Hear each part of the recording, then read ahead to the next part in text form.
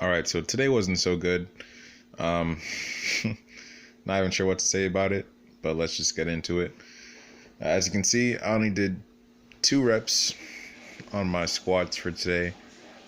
When I was warming up, I developed some kind of knot in my lower left hamstring, and every time I would break 90 or hit 90, like that's when it would agitate me, and it essentially it hurt for me to come out the hole, and it felt like it was getting tangled more and more, even through my warm-ups to my working set. It was really agitating me. I don't know what caused it. I tried to stretch it out and go for some more sets, but it was not working in my favor.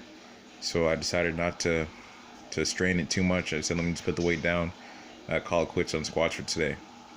Also, my chest was burning up or something. I don't know what it was. Some kind of acid reflux or some shit. But here we go in the overhead press. And I haven't done overhead press in a little over a week, I think. And I felt very, very weak in it. I wasn't finding my balance. I don't feel like my hand placement was there. I wasn't taking the proper grip. It just felt very, very awkward. Even my warm-ups. So I kind of knew from there that it probably wasn't a good sign. But I did get through 2 full sets of it, as you'll see here, and they weren't the prettiest, but I got them up there. No pushing with the knees or anything. Just I try to be as strict as possible with the overhead press. Try not to use my knees or bend or try to push press it. So yeah, that's that. You'll see me shaking my head after each set because I just knew some BS was gonna happen, man. I'm telling you, you can feel it some days, just like that. But before I even got in the garage, I ended up washing the car. Earlier that day, I went out, bought some clothes. I didn't really eat much. I had about 2 bowls of oatmeal and some beans, and I chop up hot dogs and I throw it in like a pot of baked beans. And it gives you a lot of energy, but it's not really substantial. And I didn't really eat much of that anyway, so I barely had anything to eat today. So I was kind of hungry going into the gym. And I guess that shows that nutrition is important, because I did not feel like I had any energy or any power with my lifts at all. Everything was slow and sluggish, and I paid for it in the workout. So I failed my squats and I failed my overhead press.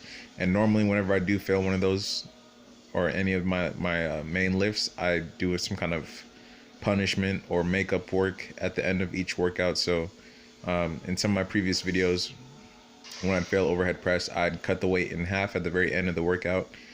I was smiling and laughing here because that's all I could do. I was so teed off at that point. I cut the weight in half and I do like a 10 or a 3x5, something like that, for 3 sets, just to kind of make up for the lost work that I did. Just add some more volume and lessen the weight. So yeah, but here my deadlifts, they're kind of slow moving, but as you can see, I take my time to set my back and make sure I'm breathing and bracing properly. I'm still not comfortable deadlifting with the belt. That's something I really need to work on. But I do take the time to make sure my back is flat and everything is ready to fire. So also, I'm not slamming the weights because it's late night when I'm doing this workout, and I'm not the only one in the house, so I'm trying to be kind of respectful, But anyways, here we are with the floor press. I decided I would go for 3 sets of 6 with 225 pounds on the bar. And yeah, it felt pretty good. Of course, I warmed up I did like a set of 5 with the bar, a set of 5 with 25s on each side.